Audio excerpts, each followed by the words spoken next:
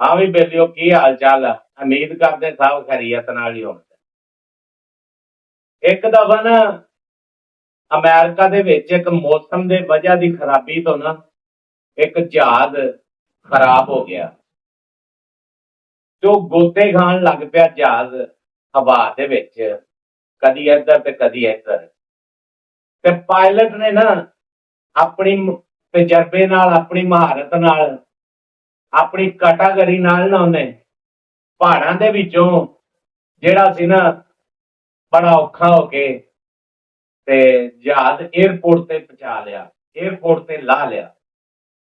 ते जहाज ला के ते उन्होंने इनाम कनाम दिता, बड़ी शाबाश दी कि बंदे भी बचा ले ते जहाज भी बचा लिया।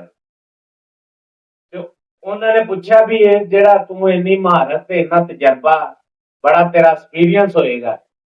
ते पायलट अगो बड़ा बोले जे मुंह नाल बोलिया, उन्हें कहा जी बिल्कुल मेरा तजर्बा, मैं पहले लाहौर रश्का चलांदा है।